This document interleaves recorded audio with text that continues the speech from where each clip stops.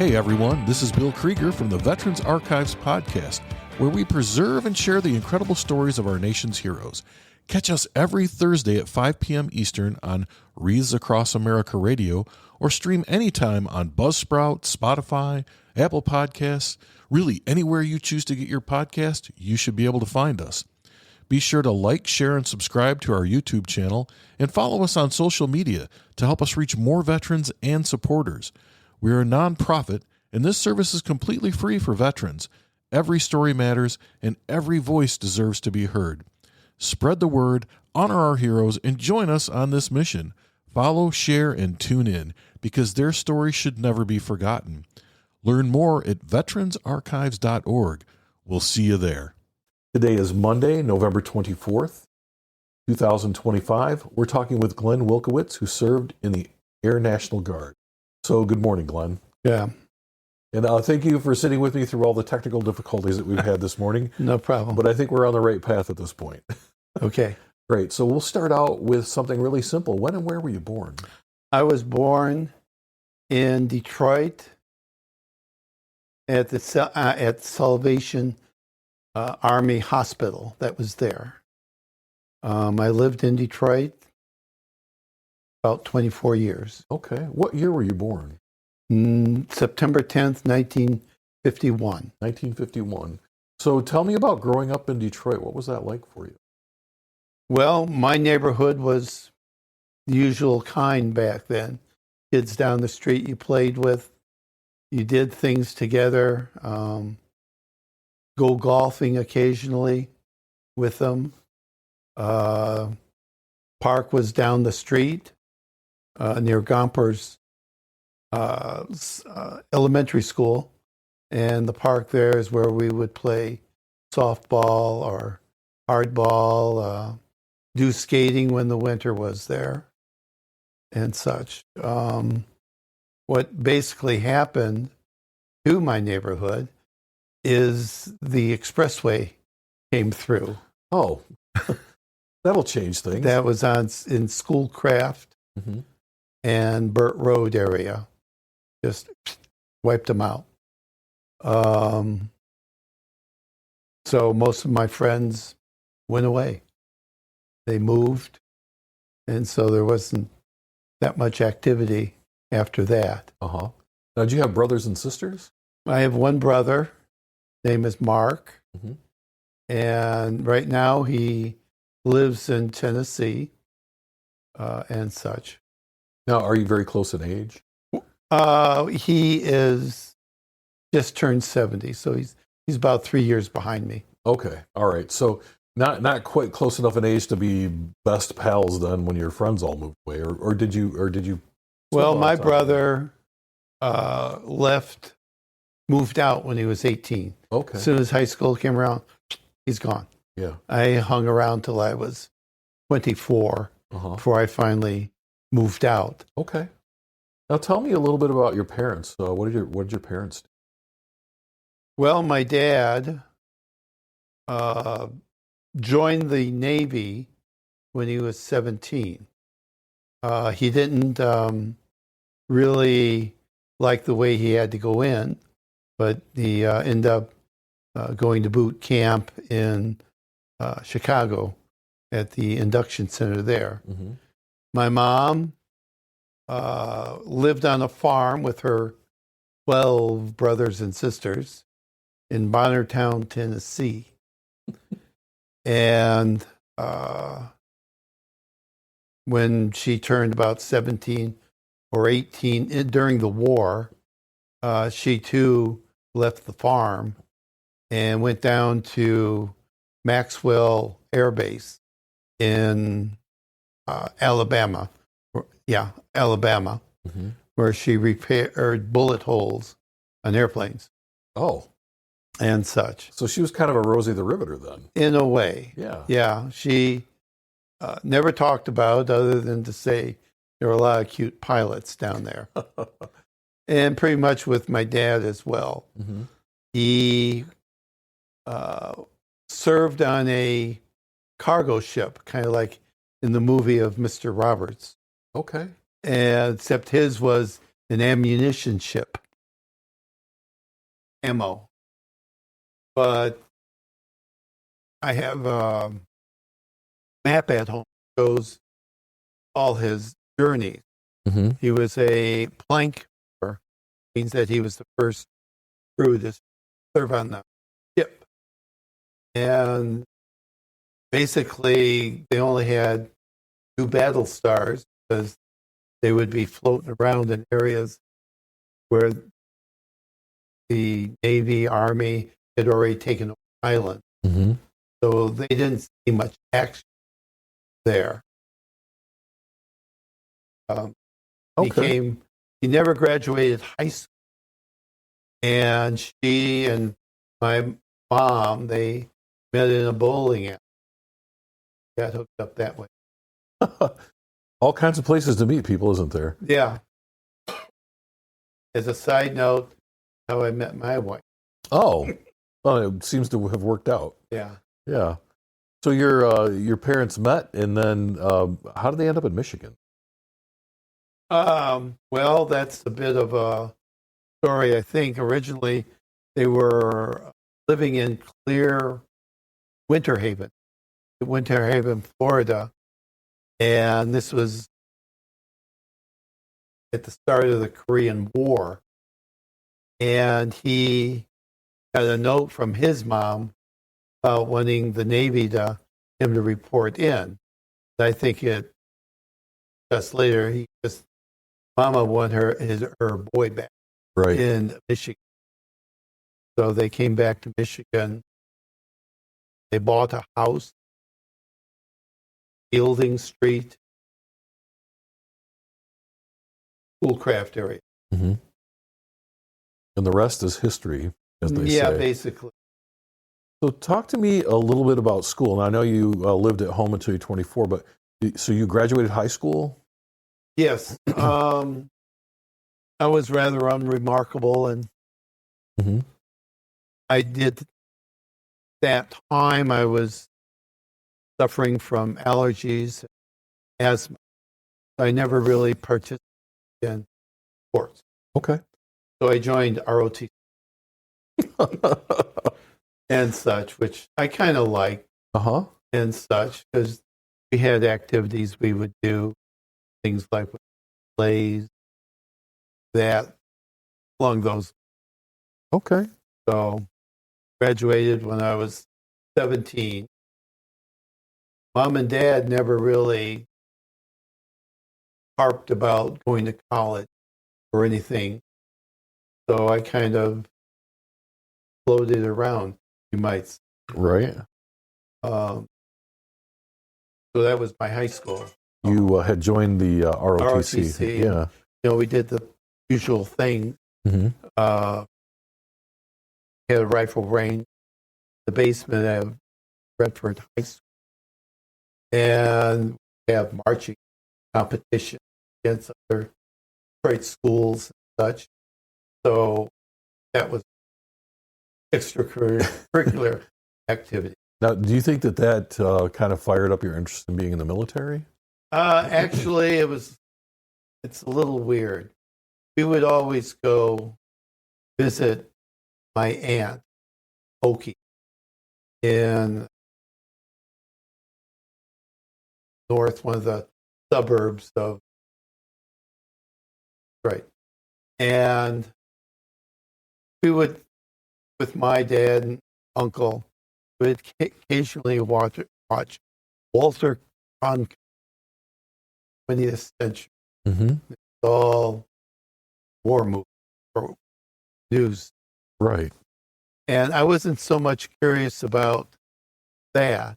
I was just thinking about the people who were filming it. Mm-hmm. And I thought that was so.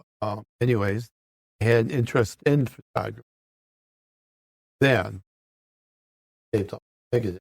Right. And so, anyways, after I did work locally at one of the CNC markets. Uh-huh. That was blocks. Walter Strom in it. And I was just sort of an innocent guy packing bags. Right. And I didn't know at the time that Walters was well known about his meat, good butcher. Mm-hmm. And apparently, what they called back then, this was 1968, what they called the production line, they would come there. Oh. I would pack it. I don't know who the hell they were because I never watched hockey. Right. Wasn't your thing. It wasn't my thing. So that was probably one of the highlights. Uh-huh. After that, started working Hudson apartment, Mm-hmm. Northland. And guy there that would be in charge of me acted as if I was going to work there for 30 years, like he had. So, but basically all I would do is break down. And I had a few incidents where I got chided. Mm-hmm. So after 3 months, I got fired. Oh, well. so much for that career. So I elected on them for a while. I did have other part-time jobs. I did. One of them was delivering flowers. Mm-hmm. That was just a couple change. And another time I worked part-time Sears. That was Bonia. Mm-hmm. That. Then one day I was looking through the paper, and they had an ad for training. So I had money saved, went to it. I couldn't afford the programming. Mm-hmm. So I just learned operation, Honeywell computer, and such. So I started looking for jobs after I graduated. I got one at called a Plymouth, where they had the old BB gun factory. Oh, okay. My teacher wasn't that great showing me how to work. Mm-hmm. I got released, fired, and such. But I did end up with another job on Greenfield Road. Basically, their main thing was printing out paper coupons with Paul purchase new cars, Okay. oil, tires. They Right. still do it. Uh-huh. Other companies. You're right. So I worked in data control. Got it because I wanted to be an operator. Mm-hmm. So they had an opening on the midnight as a printer operator. Print out 10, 12 boxes stuff. Mm-hmm. Then go over to the mailroom and make a long story short, eventually got on afternoons, then on days, and they had a computer operator thing open there. So I went, started training there. Unbeknownst to me, there was this union going on where the warehouse joined the team. Okay. And all of the operators threw in with them. Mm-hmm. So the work rule used to be if I was called in like I did on Saturday, I could work 4 hours. I'd done it before. You get 8 Right. because it was Saturday called in. Well, apparently somewhere they changed the rules, and I ended up being fired for falsifying my time card. I'm out of work, still living at home. Mm-hmm. And leading up to joining the Air National Guard, for that, Vietnam, I had a pretty good draft. Yeah. But unbeknownst to me, my mom talked to my allergist. He submitted the letter to the draft. They labeled me 4F. So mom did not want her boy going off to... Basically, Yeah. yeah. Yeah. Moms So- have a way of doing that sometimes. This ties in later when I went to. Yeah. So anyways, I didn't know all that. So I was at Centennial Library, Dearborn, Ford's. And I picked up a postcard saying, join the Guard. Filled it out. They ran me through the ASVAB test that you have to do, Yep. and to make sure get into the. Somebody will take a different score. So anyways, I passed all that. And I think I called my mom. Well, told my parents, hey, going to the airport, give me a ride. Because I joined. Yeah. Raised the right hand, all that good stuff.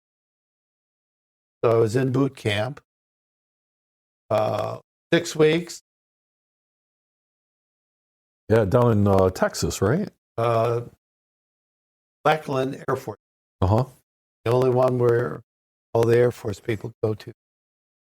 And then after graduating, went up to Wichita Falls Air Base there, and went to learn the B3500 Burroughs computers. Wow. So this is what, 1975? Yes, this is 5. Okay. All right. Yeah. So computers aren't quite what we have today. That's for sure. No. Yeah. As I explained to one of our volunteers here, I'm a fossil because I started out practically at the beginning. Mm-hmm. So I graduated from there. And anything else? There's more. No, I mean, we can. Okay, I'll keep talking. Yeah, we can continue So talking. as a result of all that Uh-huh. Education, I got a job at St. Joe's Mercy Hospital. And I was there 37 years. So you finally figured out how not to get fired. Yeah. Basically. Yeah. Know your stuff. Yeah. So let's talk a little bit more about your time in the military. So you signed up to work in data systems then. Yeah. For the Air Force. Of course, what they trained me on, they didn't have at the base. Right. We had something called RJET, Mm-hmm. and that's Remote Job Entry Terminal. Basically, it was a typewriter. You'd load the program on a paper tape. Yeah. And they would then transmit their information up to Niagara National Guard in New York. It would process there, then send it back to us, printed out on green bar paper.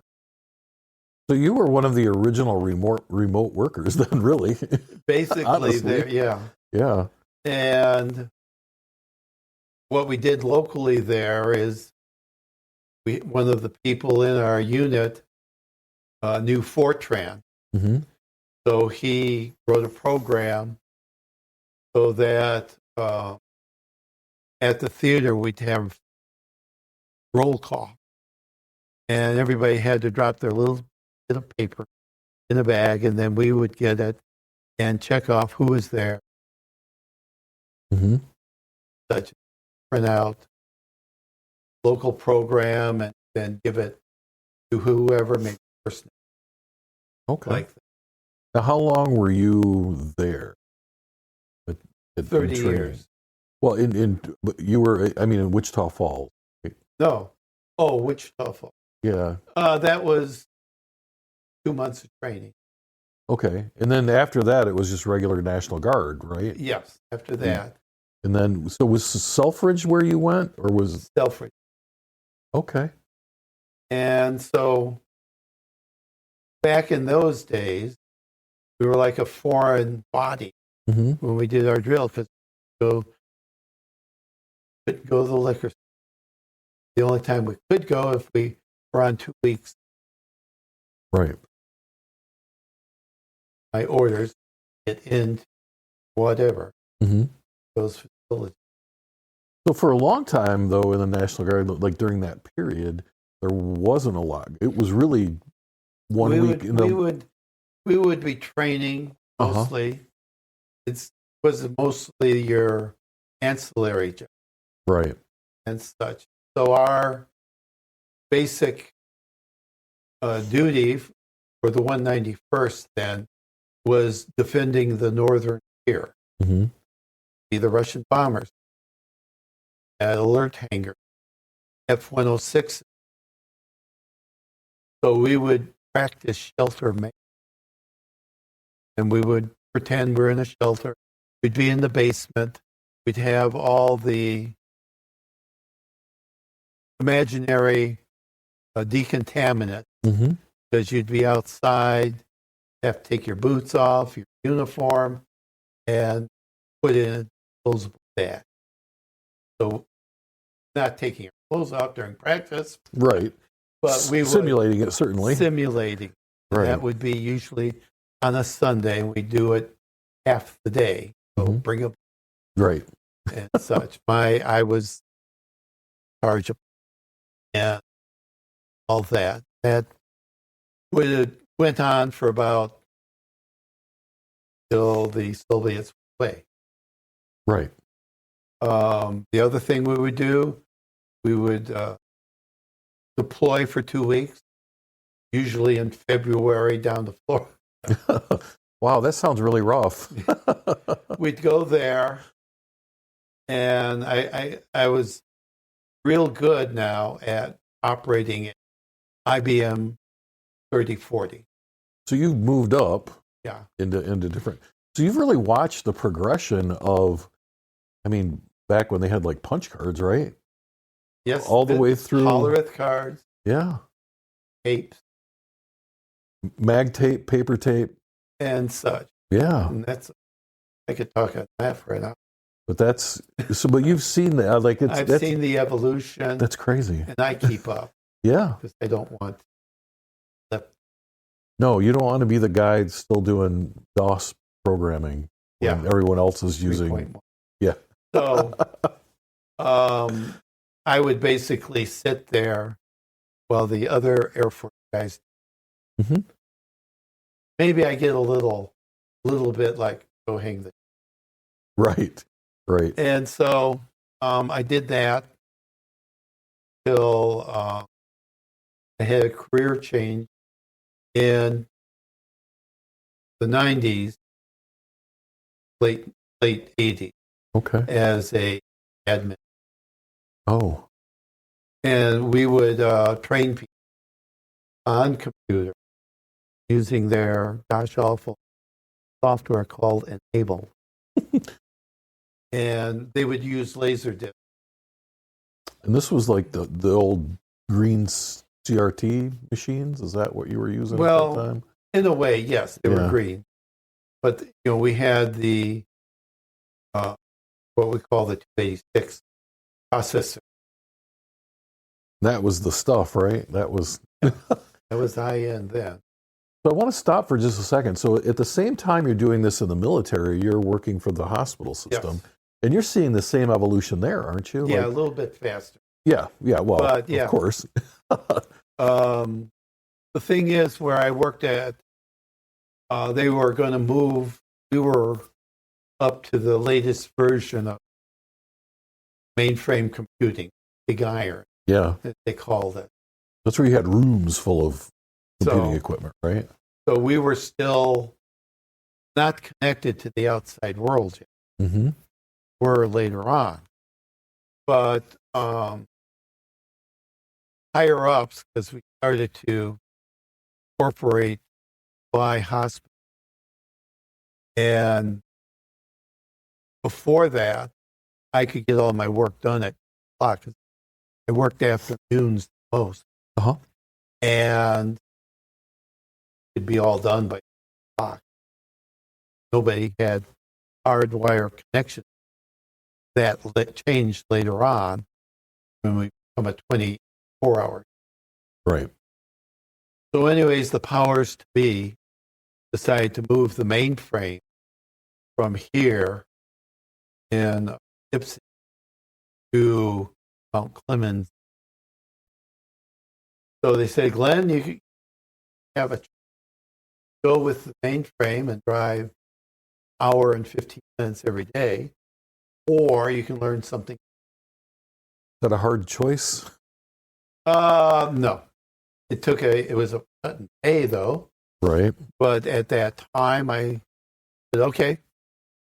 So started out learning IBM 8088, 2 floppy disks, green monitor, even some Apple II computers for PBI, brain function coordination. Okay. And they had something of a network there, but it was mostly word processing. So I'm just curious, so did that career change take place right around the same time you went to work admin in the Guard? Were those fairly close together? Yeah, pretty close. Okay. I'm just trying to picture how this was going for you. So when I was in the Guard, or also at the hospital, I developed my interest in photography. Okay. This was about 1990. Bring my camera, take all film back then. Right. And I think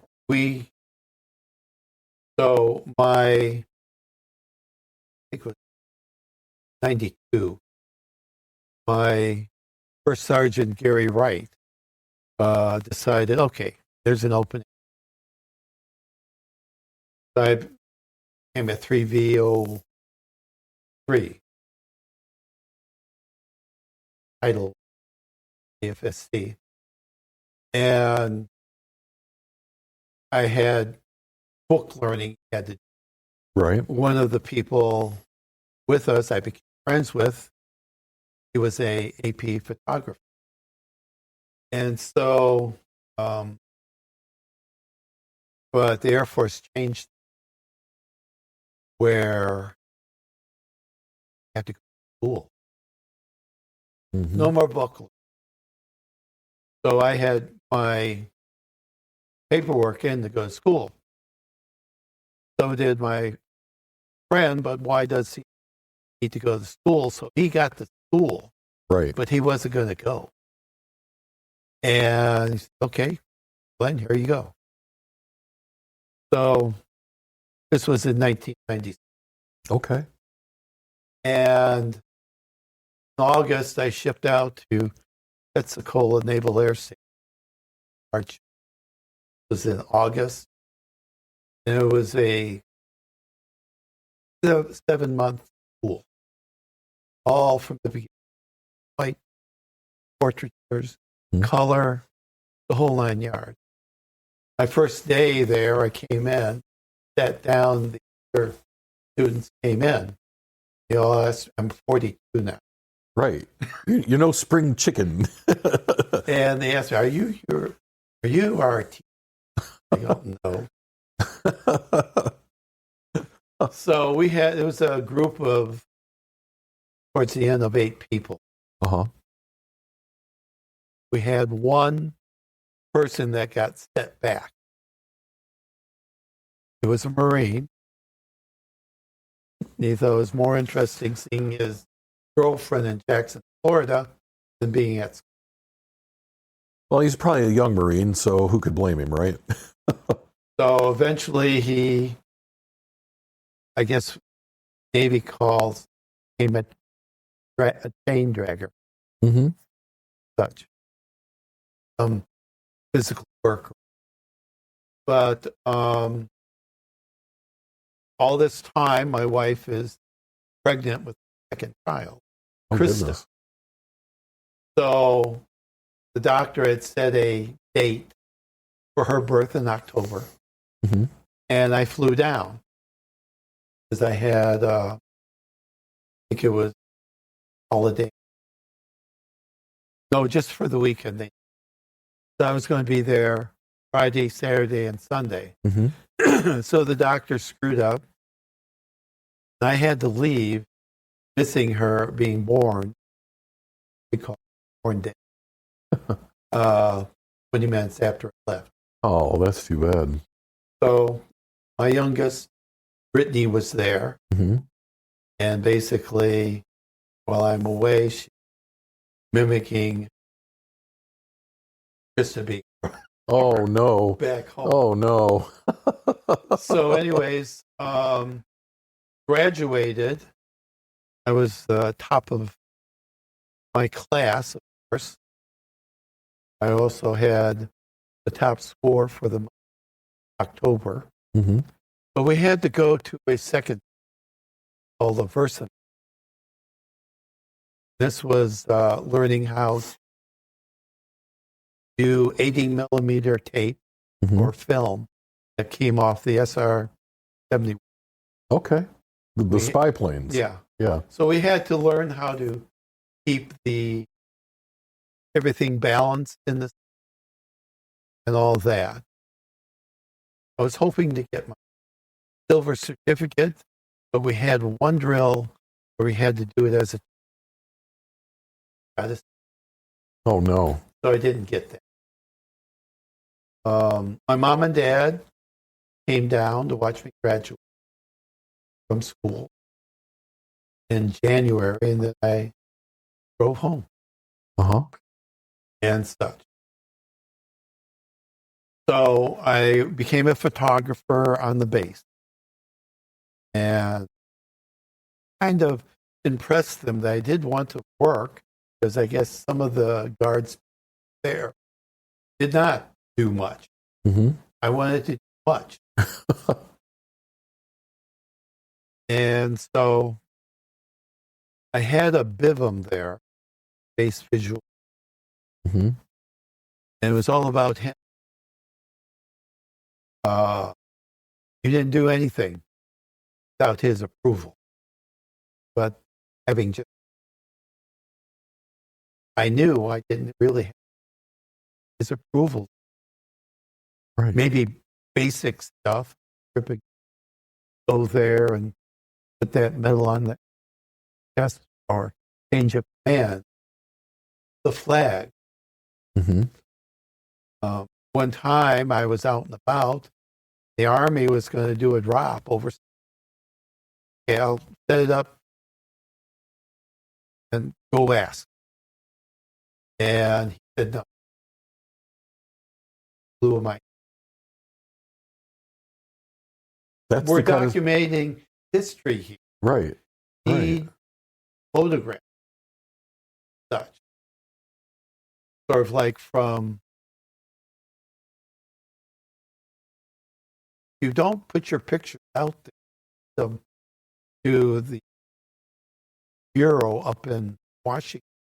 Nobody's know what you do out there. Right. You got to tell your story. So, and they haven't. Mm-hmm. So there was one time I went to water survival. Through it all, take pictures, people being taught. Got to do the parachute drop from E-boat. And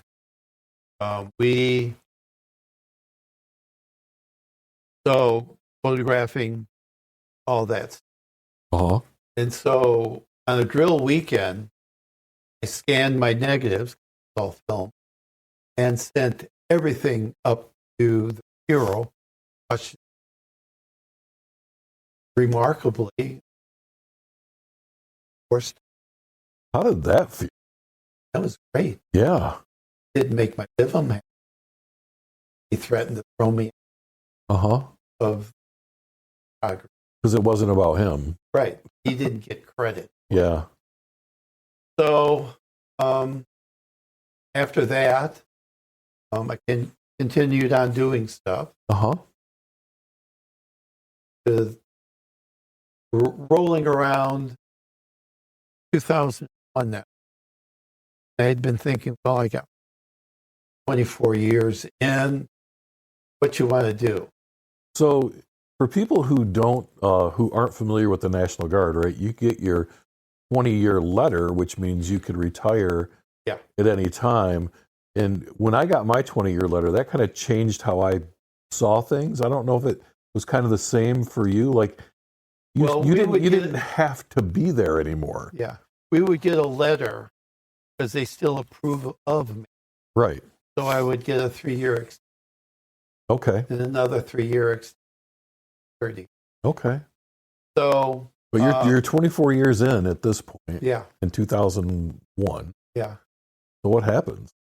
So we would pull our kids out of school the first week or second week in November because they're a student. Right. And it's only review time for the first 2 weeks after summer break. So we pull them out and take them to Disney. So it's September 2001, and we're down in Disney. And we're going to go to Blizzard because they got the big slides, all that wonderful stuff. Oh, yeah. And so we're going to leave about 9 o'clock on the TV, and I say, oh, burning buildings. Let's go to the beach. So we went there, and then about 10:30, 11 o'clock, we get an announcement overhead saying the world is closed. And it's like you hear this all over about people talking aloud about planes crashing buildings, the Pentagon, Pennsylvania. Right. And so we went back to our room, stayed at the pool, and I'm thinking, and it did. So in 2001, my buddy, Sergeant Cleveland, had a gig in Washington, D.C. 3 months. All he did was edit PowerPoint. These PowerPoints go to the Pentagon, and they would see what's happened. That, and also in Kosovo. So he came back, says, Glenn, you got to do this. So I did. I put in for it. I got it. I was there April, May, June. So it was May, April, May. Coming home in August. It was fantastic because you could see how the war was progressing, how Kosovo was doing, and such.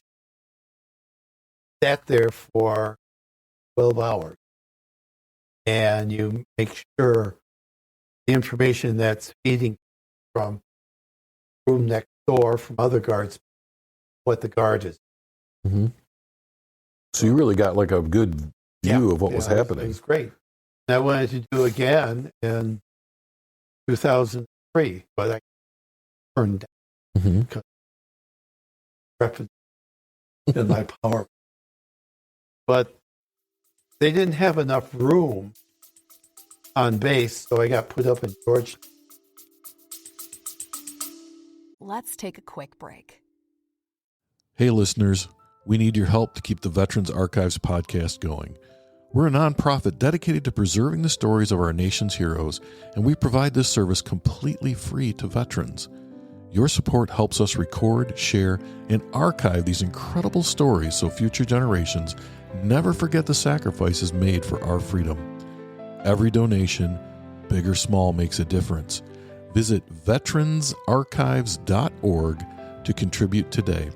Help us honor their service by ensuring their voices are heard And thank you for your support. And thank you to all the veterans who have served our country.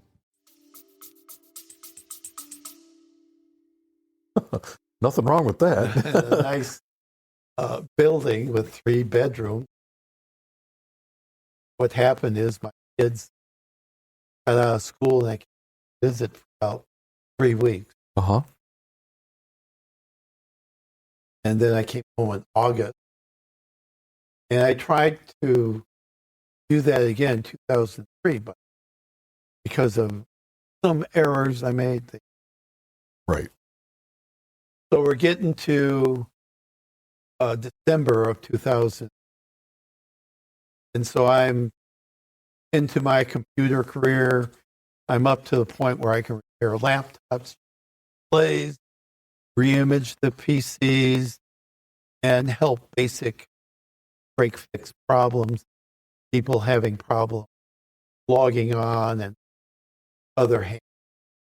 Right. And I do about 40 a day, basically, self.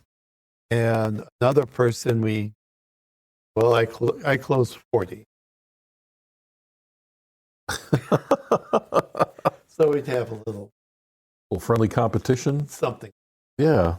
And so I'm sitting there, it's after Christmas, and my buddy, Sergeant Cleveland, calls at work. Goes, Glen, about to basically. Uh-huh. And so we were hourly then, so I told my supervisor, call from base. I go, great. Off my rhythm. Last drill weekend. Like? Right. Well, unbeknownst to me in my drill that day, in the Guard, and I imagine other services, you don't have a wartime job. You're not in the Guard. Right. Needed a wartime. And so Mike Cleveland was his full name. He took me over to Intel and showed me what his job was. So I learned it in 10 minutes. Mm-hmm. Basically taking video, digitizing it, transmit over the internet, analog to digital. And I go, yeah, no problem. 10 minutes. So also unbeknownst to me, my BIVM went to a 2-week school to learn what I did. Right. Knowledge of computers. So I'm sitting there in the office with my commander. Mm-hmm. And he says, Mike here tells me you can do his job. You picked it up pretty quick. So yeah, no problem. He says, would you like to go to Iraq? I go, okay. Sure, why not? So I volunteered Uh-huh. to go there. I'm 52 right now. Yeah, 52, going to Iraq with the 127th Fighter Squadron, Mm-hmm. called the Red Devils. And 12 aircraft were deployed, such. Told my wife, Glen, I was interested in being that other guy on the other side of World War II photos, taking pictures. Yeah. But I wanted, so not to throw God in with it, I prayed for a year at church to do this. Mm-hmm. And I go, Well, I find that when God answers a prayer, you better move forward. so I did that. Yeah. And we went to a Air Force Base, Columbia, South Carolina, Mm-hmm. and went through about what we were, mostly what Intel was mostly there. And they, made comment, people going to the green zone, Baghdad, careful. I said, Right. well, guess what? When we were there, our base was hit 60 out of 90 days. Rockets, RPGs, mortars. They were bad shots. But Right. Thank goodness. They were bad shots. I did have one rocket land maybe 50 yards from me while I was in the quiet zone there, where we could go ahead. Then the rocket hit me on the ground. Blast over. Yeah. So basically, my job there was taking videotapes off of my Sony 8 recorders that are in the F-16s. Take those tapes, had a player, and I'd sit across from Intel. The pilot would be next, and the Intel person said, Glenn, I need 15 seconds. So I said, my name, pilot name, date, mission number, digitize it, then I turn around and upload it from the ZipperNet to guitar. So the job was 12 hours a day, 90 days a week for the 3 months I was there. No time off. Right. And so I would walk the half mile back. I got my full gear on, bulletproof vest, helmet. Yeah. Gloves, goggles, all the fun stuff, right? No, not at MOP level yet. Okay. We did carry our gas. Yeah. Yeah. So you were there for 90 days? Yeah. And then where did you go from there? Home. Okay. All right. Saw a lot of interesting stuff on the tapes. Such. Some of the bomb drops. Apparently, one of my videos, or however it did, somebody released it to the net, to YouTube. It's out there. Just look up Lucia Pass. The 30-second bomb being released, then moved over because people in the building moved and were heading towards the JTAC. 16 pilots, they have to, there's ground controllers. So, come home, and the big picture, mom and dad and kids running up to their dad. Yeah. So Colonel Bankstall was my commander, and I'm the last one there at the welcome. And the base failed to tell my wife. Oh, no. So but she is on base. Okay. And she's shopping. Okay. So she's nearby anyway. Yeah. So hey, I asked her, can I borrow your phone? So I go, dear, I'm waiting. So she comes over, kids are with dad and such. And, such.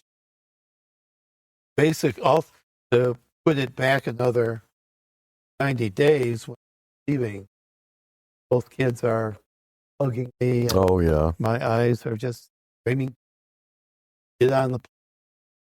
Right. So after that, you get a full month off. And we went down. Where else would you go? We stopped in at my mom and dad, my mom's farm house. They have a reunion at that time. So we get to see the cousins. This is 2000. Oh. So 2005 rolls around, and I said, well, yeah. And after 30 years, in August, I got out of the Guard. Well, can you tell me? I mean, that 30 years is a long time to be there. What was it like for you putting on that uniform for the last time? How did that feel? Well, it felt good, Mm-hmm.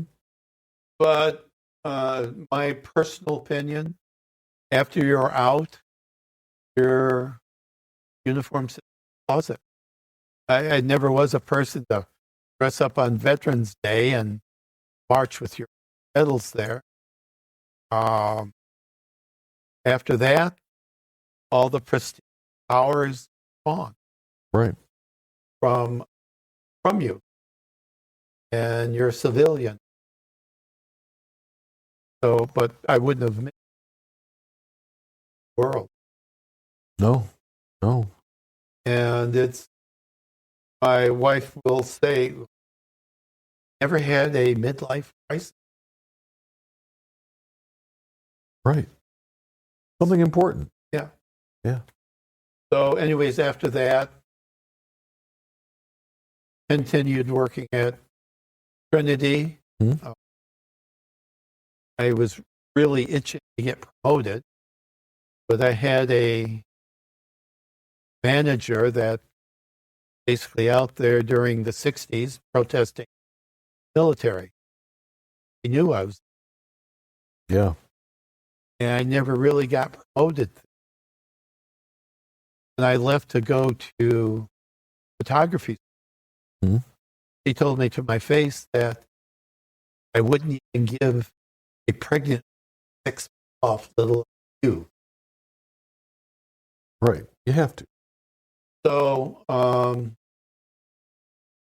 what I did is I started putting in for jobs at other places in the system. Mm-hmm. So I got a job at Detroit Mercy Hospital in Detroit. And guess a little bit more money down the mortgage. Right. And I was pretty good there. Then Trinity decided, well, we'll close Detroit Mercy. So this is Mm-hmm.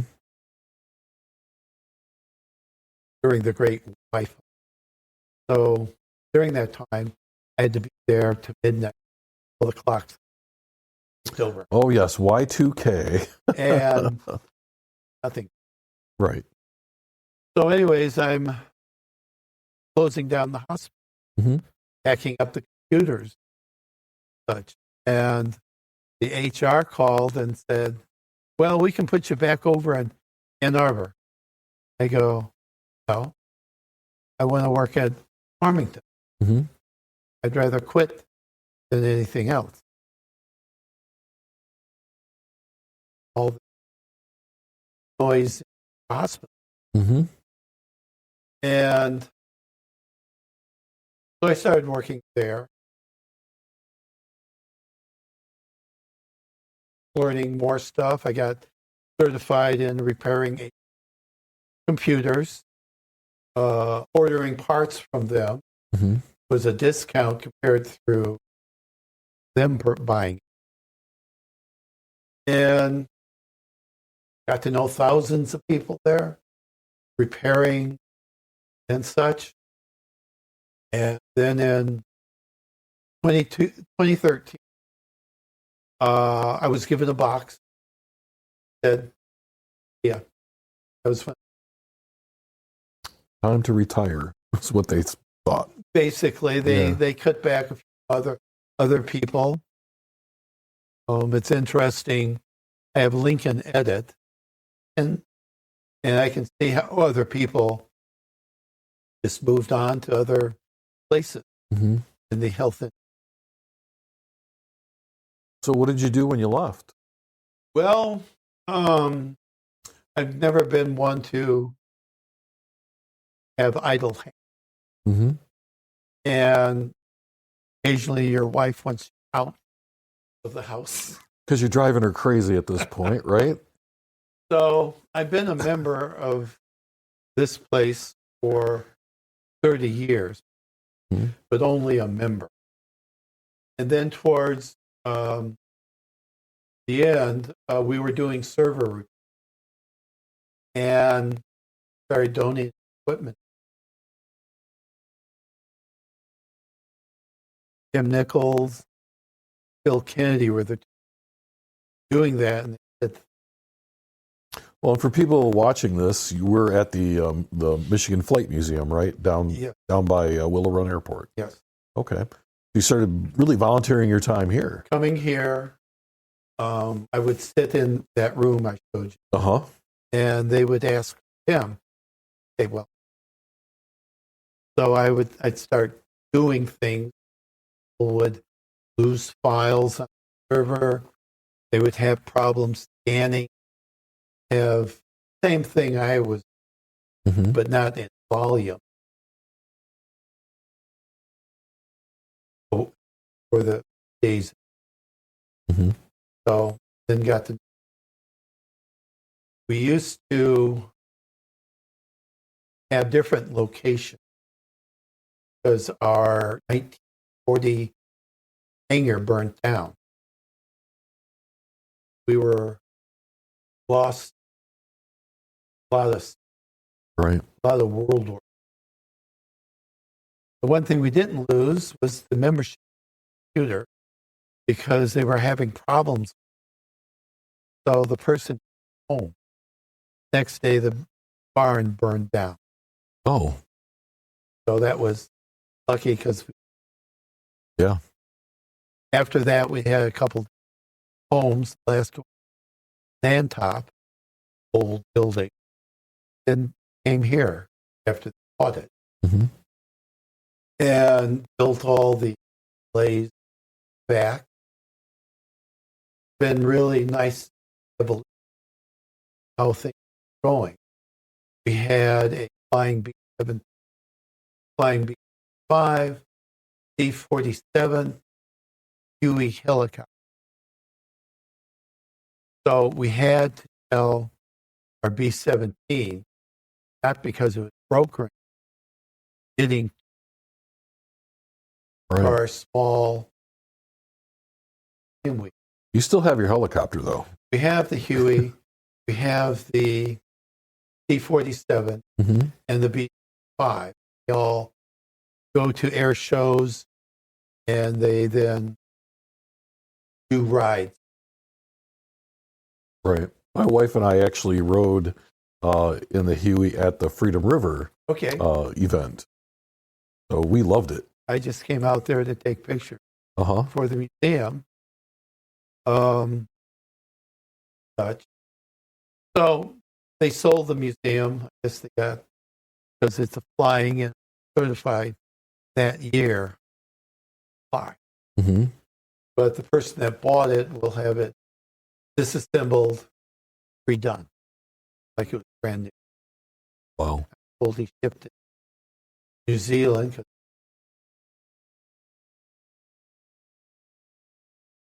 So you've been volunteering here for at least 11 years. Right, 11 years. And actually, when I talked to you last week, you're getting ready to move, and you'll be leaving the flight museum. How does that feel? Well, I guess it feels like we'll try. Okay, but it happens. A lot of people here appreciate what I do. Yeah. You know, there's a hangar over there, not far from us, and we had to hook up internet there. But Tomcat says, there'll be $1 million. We go, no. So what we do is we have a transmitter on top of it, and it links to it. They get their internet. So that's one of the things I'm proud of. When I got retired, no handshake, party, just out the door with security. Mhm. And they threw a party for me last week, Yeah. which was fantastic. More than I had with Trinity. Such. They're going to have to find somebody. They have Tim Nichols. Before I came, he would come in Mhm. evening. Talk to him. There's another guy here that up to talk to. Yeah. Do that because he's a docent. Mhm. But it'll be different. They do have HEMA out there. Everybody goes there. Test it. They have another consolidated air museum there. About an hour. I'll have to check them out. They need any. So when you so when you get out to Arizona, you're not gonna you're still looking at serving Yeah. in some capacity. Yeah. I know too many people who didn't, Right. and they're great. Got to be busy Yeah. for sure. You have to be busy, keep your mind active, whatever you're doing. Yeah. My kids, Brittany and Krista. Krista is out in Arizona, and brother. Mhm. Real quick, I met my wife at the bowling alley. Like my Yes, we talked about that earlier. So yeah, and we've been married. Say, up on 36. Congratulations. So, Polish, Mhm. half German, half Irish, and our Turpins, 300. Oh, So, anyways, gotta be active, doing stuff. I have a lot of videos out there of our trips. It's all of those. well, where can people see your videos if they want to see your videos? They look up Hawkeye 16 Hawkeye 161, and that's your YouTube name. channel name. Yeah. And so Krista teaches now, graduated a math, and now she's into doing students kindergarten, but grade school, STEM class, being interested. Right. My oldest, Brittany, graduated from the Toledo University as a chemical. She had been working on the glass down there, and she has an interest in space program.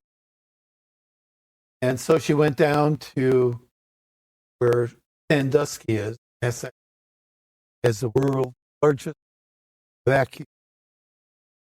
Oh. They had an open house. He's wandering around and talked to someone saying, hey, you says, yeah. Got hired there. Worked there about 6 Worked on the Orion spacecraft around the moon. And he was able to, Northrop called her and say, hey, got stuff for you. You can come down here, watch Artemis rocket. We went down there. We got canceled twice because of problems. He got to go back the third time there as well, but now there's great. He was in. So she got that. So Brittany's now teaching. You want to see her? Do yoga by beat. Okay. On Facebook. Okay. So I got to ask though, does she still do impersonations of your other daughter being born? No. Although we do have video of it. Oh, yes. Yeah, and that has to come out once in a while, Yes, right? it does. Yes. It does. Well, Glenn, we've covered a lot in the last hour. We've talked about your life and really your life of service, all the really amazing things that you've seen, simply, from the beginning of computing to what it is today. And you're getting ready for that next chapter in your life. So I really have two questions left. The first question is there anything that we haven't talked about that you still wanted to talk about? Is my first question. Well, talk about my wife. Yeah. Debbie Wilkewitz, Debbie Lorbes, 100% Polish, and master of the kitchen. She has a culinary degree, years, and had a variety of different jobs at the hospital. She got tired of cooking. Then she did 8 years as an ER escort at St. Joe's Hospital. And then she stopped doing that. And for the last 15 technique, she's done driving people to the airport. Okay. So kind of works as a contractor to other. Plus she has her own people that will call her. So when she goes to Arizona, all of that.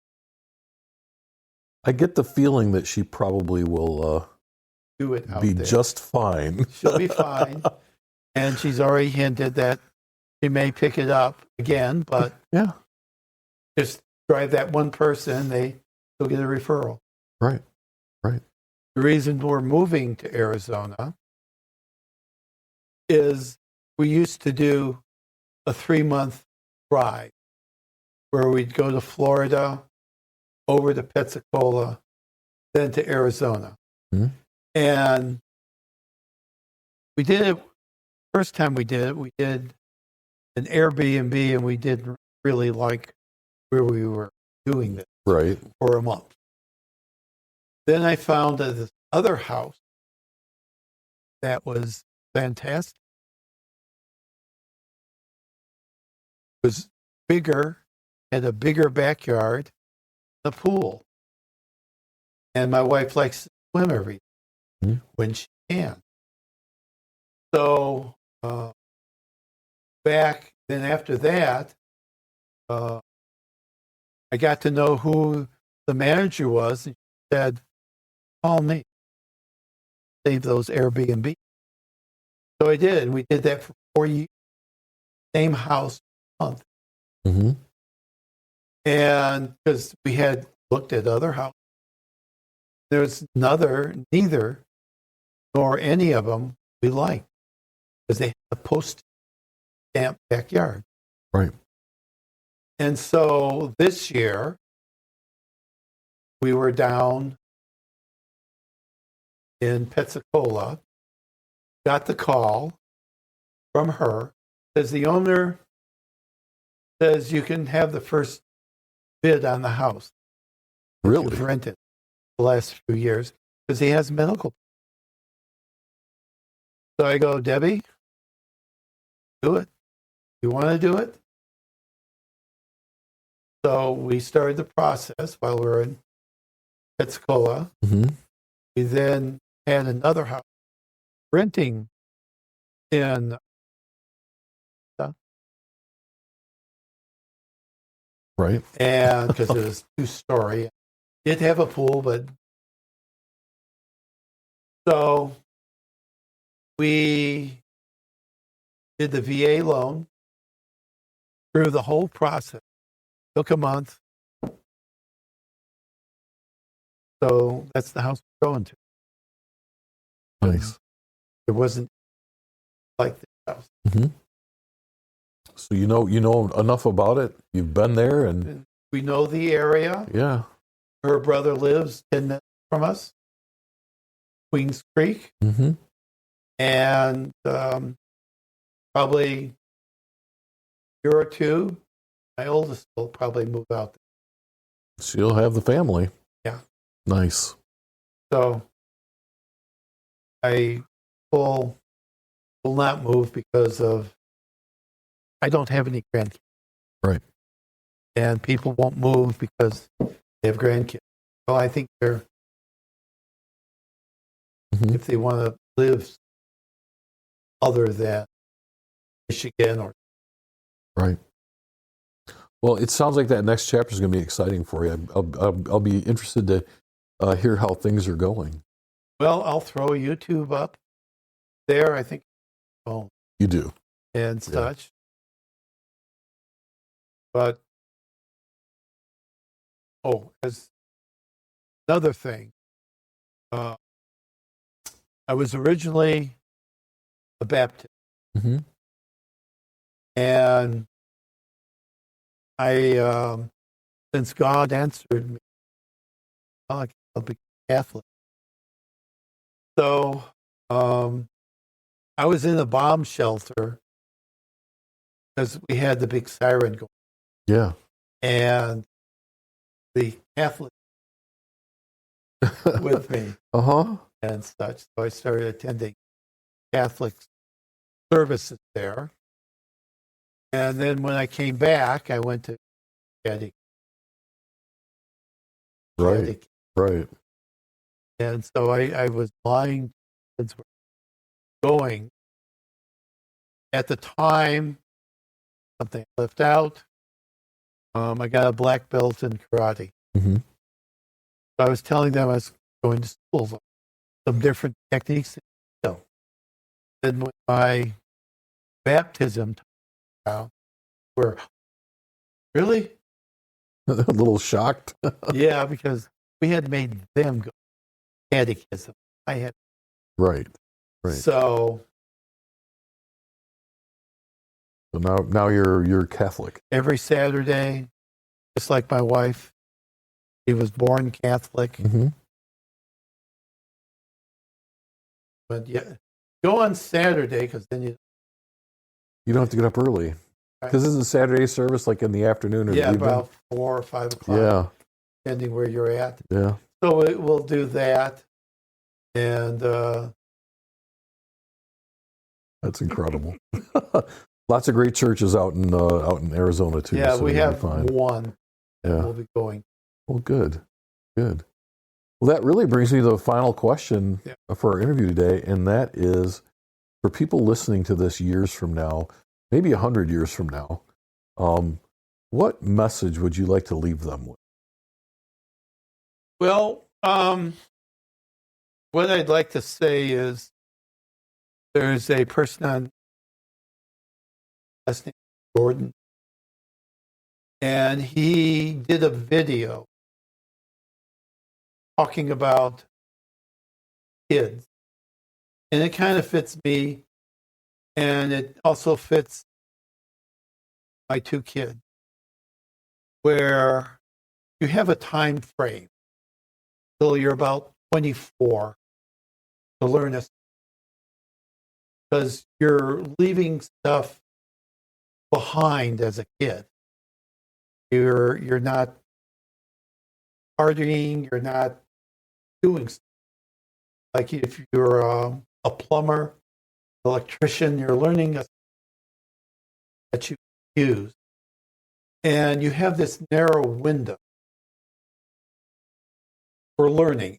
Once you're on the other side of that narrow, you can do the thing that you doubt as a kid.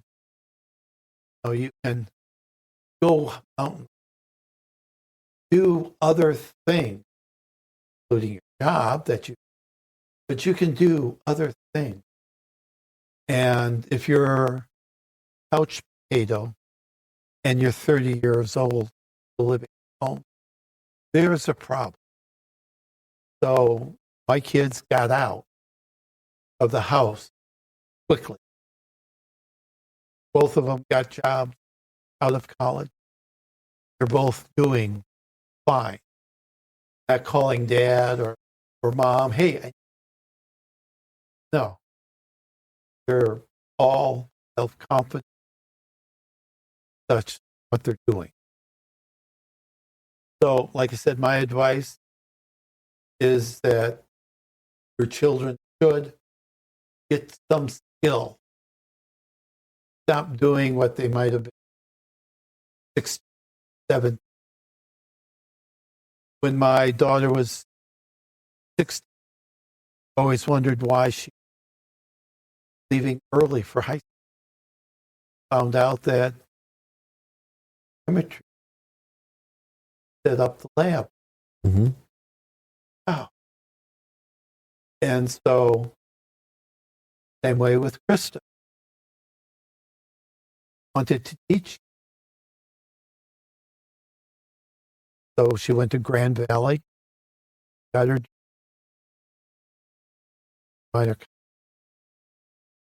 Debbie's relatives, Mm-hmm. but she got a job. Oh, Right. so